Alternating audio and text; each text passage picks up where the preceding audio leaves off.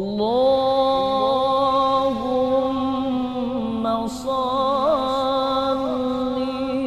wa sallim ala nuril anwar. Bismillahirrahmanirrahim. Assalamualaikum warahmatullahi wabarakatuh. Alhamdulillah, asyhadu an la ilaha illallah wahdahu la syarikalah wa asyhadu anna Muhammadan abduhu wa rasuluh. Allahumma shalli ala sayyidina Muhammad wa ala ali sayyidina Muhammad. Subhanaka la ilma lana illa ma 'allamtana innaka antal alimul hakim. Rabbi zidni ilma warzuqni fahma bi rahmatika ya arhamar rahimin. Hadirin wal hadirat, kaum muslimin wal muslimat, jamaah Masjid Baitur Ridwan dan umumnya kaum muslimin rahimakumullah. Di dalam Al-Quran kita melihat bahwa ada masa-masa ketika Nabi Muhammad SAW menerima wahyu-wahyu yang dibawa oleh malaikat Jibril alaihissalam pada permulaan beliau berada di kota suci Makkah Al-Mukarramah. Kalau kita lihat pada susunan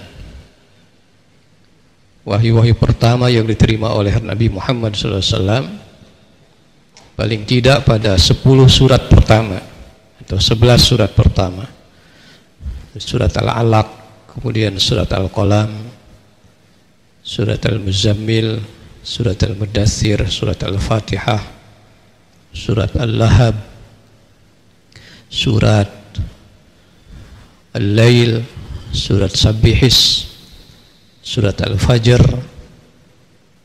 surat Ad-Duha. Maka kalau kita amati daripada surat-surat dan wahyu-wahyu pertama permulaan, kita akan melihat banyak hal yang dipesankan oleh Al-Quranul Karim. Yang pertama, kita melihat pesan utama itu berkait dengan consideran, alasan utama mengenai diangkatnya Nabi dan Rasul, yang tersebut di dalam Quran surat Al-Qalam atau surat Nun, wa innaka la'ala khuluqin azim. Sungguh engkau berada pada jalan akhlak yang agung. Ini berarti bahwa sejak permulaan wahyu itu turun, persoalan akhlak ini menjadi persoalan yang sangat berat, persoalan yang begitu penting untuk diperhatikan dan diutamakan. Maka menjadi ciri daripada agama Islam nanti setelah ajaran agama Islam itu sempurna adalah persoalan akhlak. Sehingga Nabi berulang kali mengatakan innama bu'istu liutammima makarimal akhlak. Aku diutus untuk menyempurnakan akhlak yang baik di tengah umat, di tengah masyarakat.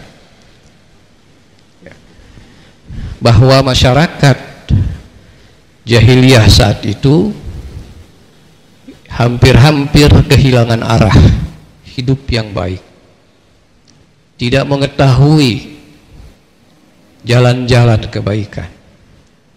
Mereka minum khamar, mereka berzina, bahkan pada aspek tauhid mereka adalah pelaku-pelaku musyrik, pelaku-pelaku syirik, paganisme, penyembahan terhadap patung-patung. Itu yang kemudian Rasulullah SAW menghadapi tantangan yang tidak mudah sehingga mereka memusuhi Nabi luar biasa kerasnya. Bagaimana juga di masyarakat saat itu wanita diposisikan begitu rendah dan hina, hampir tidak punya peran, hampir tidak memiliki kemuliaan dan harga kemanusiaannya. Begitu rendah dan murah, bahkan bisa lebih buruk nasibnya daripada kebun kurma atau daripada harta benda hewan ternak seperti unta. Kenapa demikian? Karena memang mereka hidup pada kegelapan tauhid. Mereka hidup dengan tidak punya pandangan dan keyakinan yang benar. Nah, disitulah Nabi Muhammad SAW hadir. Maka wahyu-wahyu pertama itu mengangkat soal persoalan akhlak yang harus diperbaiki. Yang kedua, tentu tidak bisa dikesampingkan. Bahkan ini juga menjadi satu hal yang sangat fundamental, yaitu persoalan visi hidup. Visi hidup manusia yang coba di-refresh, yang coba diluruskan dan disegarkan, didelete betul itu pikiran-pikiran dan keyakinan-keyakinan yang selama ini mengarah pada kehancuran umat manusia. Maka aspek kedua yang kemudian dihadirkan pada wahyu-wahyu pertama itu mengangkat persoalan visi hidup manusia, yang visi hidup manusia itu diluruskan dengan bahasa percaya kepada adanya hari kiamat. Maka di sejak wahyu ke-1, kedua, ya, wahyu yang ketiga surat Al-Muzammil ataupun wahyu yang keempat surat Al-Mudaththir, lebih jelas lagi nanti pada wahyu yang ketujuh yaitu surat Idza Syamsu Kuwirat, sudah berbicara tentang hari kiamat, satu surat penuh berbicara tentang hari kiamat.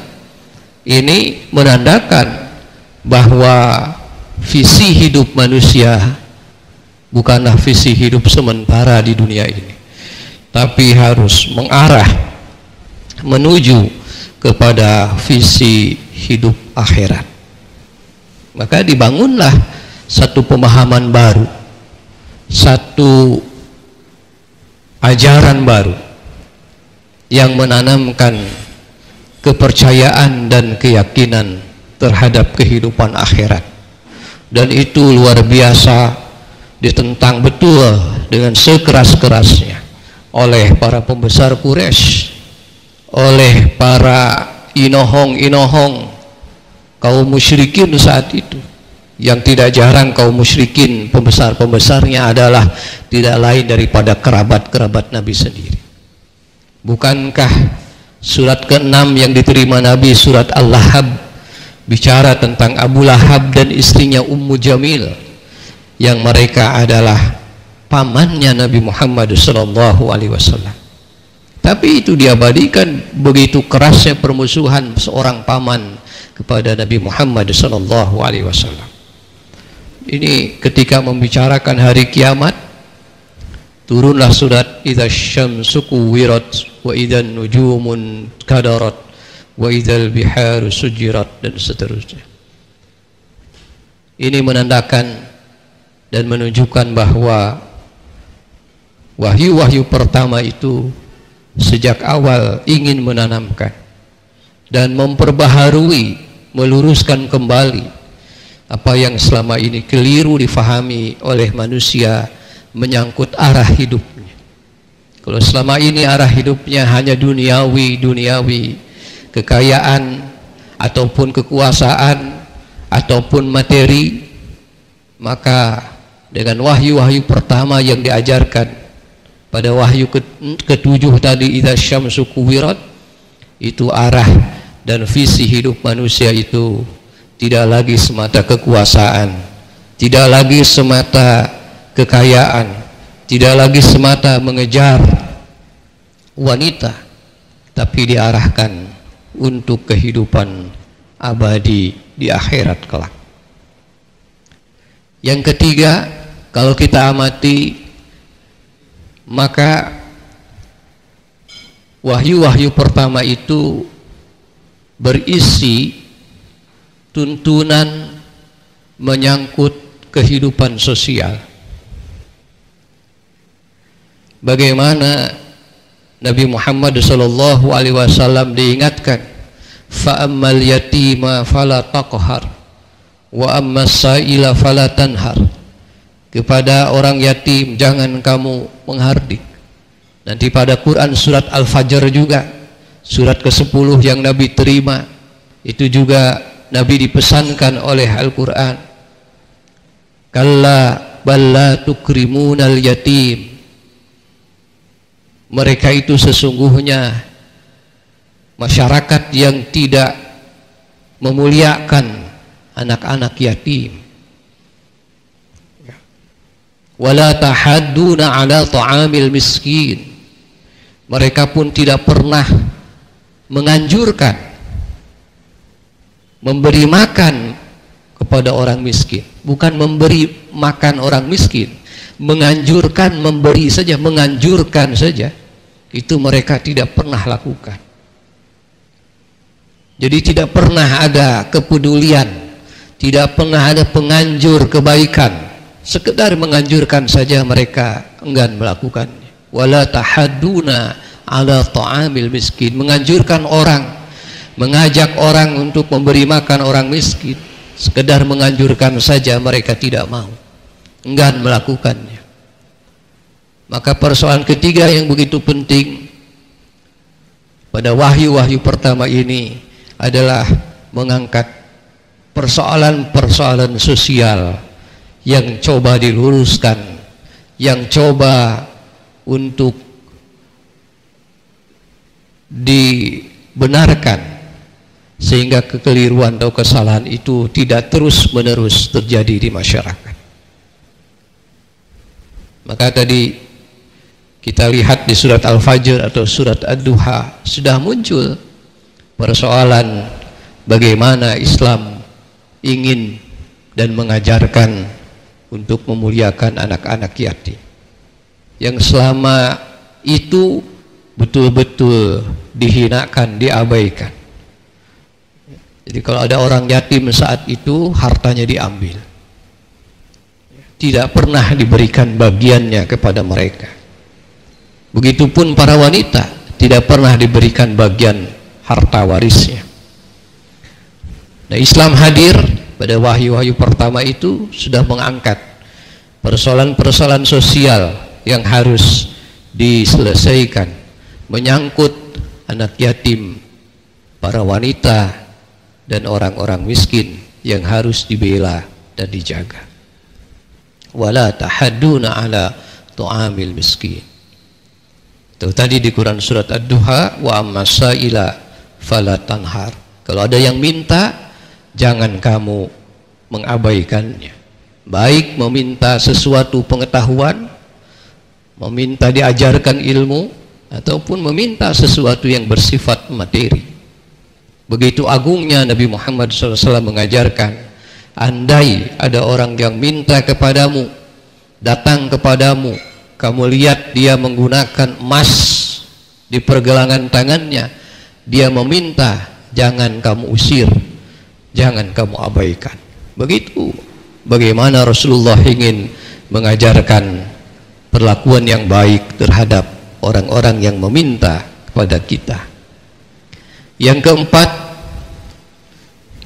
yang diangkat pada wahyu-wahyu pertama itu menyangkut persoalan kebendaan, persoalan harta. Jadi sudah disinggung pada wahyu-wahyu pertama ini, wa ta'kuluna turasa aklan lamma wa tuhibbunal mala hubban jamma. pada Quran surat Al-Fajr. Seringkali mereka itu mencampur adukan harta, tidak peduli mana yang halal, mana yang haram, pokoknya asal ada di tangan itu dianggapnya rizki dari Tuhan. Itu kelakuan orang-orang musyrikin saat itu yang digambarkan, wa ta'kuluna at-turasa aklan lamma wa tuhibbunal mala hubban jamma, karena didorong kecintaan terhadap harta yang demikian besar sehingga tidak peduli lagi mana yang baik, yang halal, mana yang tidak baik, yang haram. Pokoknya asal di tangan dianggapnya sebagai rizki pemberian dari Tuhan. Agama datang, Rasulullah datang, Al-Quran datang, meluruskan kembali kekeliruan-kekeliruan itu.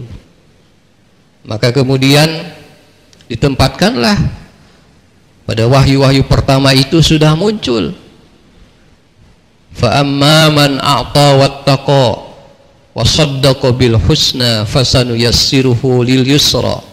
Adapun orang yang bertakwa dan dia memberi, ini kan memberi ini, a'ta ini bisa dalam konteksnya zakat, bisa dalam konteksnya infak atau sedekah, pemberian sukarela apapun. Sudah muncul pada Quran surat Al-Lail. Sudah muncul juga kritikan dan kecaman, wa amma man bakhila wastaghna wa kadzdzaba bil husna. Bagi orang-orang yang pelit dan merasa cukup dengan harta, itu dikecam oleh Allah, fasajunuyassiruhu lil usra, maka akan kami jadikan, kami berikan kepadanya kesulitan-kesulitan dalam hidup. Ini maknanya bahwa persoalan kebendaan, persoalan harta yang begitu diagung-agungkan, didewakan oleh masyarakat saat itu, dikritik oleh Al-Quran, dicoba diluruskan, diberikan pemahaman yang baik, yang benar. Ini jangan sampai harta memperbudakmu, jangan sampai harta kemudian membuat manusia tunduk kepada harta, jangan sampai harta menguasai diri manusia. Justru Quran membangun satu kesadaran agar manusia menguasai harta. Kuasailah harta di tangan itu, gunakan sebaik-baiknya pada jalan yang Allah ridhoi. Itu sebabnya Sayyidina Abu Bakar radhiyallahu an, wala saufa yarda, dia akan diridhoi oleh Allah. Karena apa? Karena kedermawanan Sayyidina Abu Bakar radhiyallahu an, karena kebaikannya menggunakan harta pada jalan yang Allah ridhoi. Maka Sayyidina Abu Bakar dipuji sebagai salah satu sahabat Nabi yang akan masuk surga tanpa hisab. Karena sebab apa? Sebab kedermawanan, kebaikannya, kemampuan hatinya di dalam mengelola harta, sehingga harta hanya ditempatkan di tangan, bukan di dalam hati. Maka kita lihat para sahabat itu begitu turun firman-firman Allah pada awal-awal turunnya wahyu-wahyu Quran ini, baik pada Quran surat Al-Lail, baik pada Quran surat Al-Fajr, baik pada Quran surat Ad-Duha. Begitu banyak sahabat-sahabat Nabi yang kemudian dengan penuh kerelaan dan sukacita mendermakan hartanya di jalan Allah Subhanahu wa ta'ala. Hadirin jamaah sekalian yang dirahmati Allah Subhanahu wa ta'ala, 4 perkara inilah yang kalau kita amati betul menjadi persoalan utama yang diangkat pada surat-surat pertama ini, yang menunjukkan begitu besarnya perhatian Allah Subhanahu wa ta'ala, melebihi perhatian kepada hal-hal lainnya.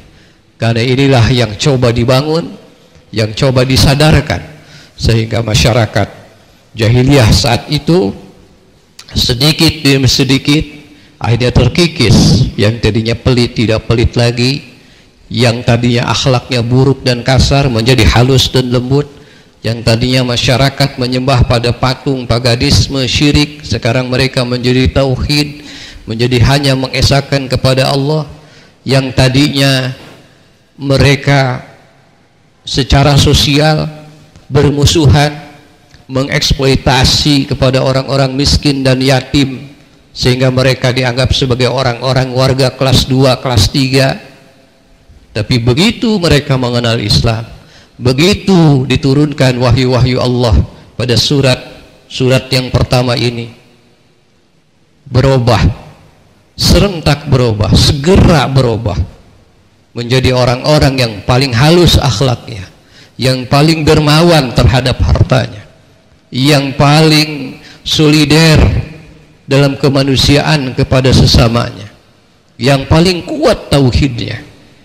Sehingga 22 tahun kemudian masyarakat Arab menjadi masyarakat yang beradab, menjadi masyarakat yang tamadun, dan kotanya menjadi kota Al-Madinah Al-Munawwarah, kota peradaban yang diterangi dengan cahaya ilahi, yang diterangi dengan cahaya kemanusiaan, yang cahayanya kemudian menyebar ke seluruh dunia sampai kita hari ini di Indonesia menikmati cahaya ilahi ini, cahaya peradaban yang dibawa dari Mekah dan Madinah.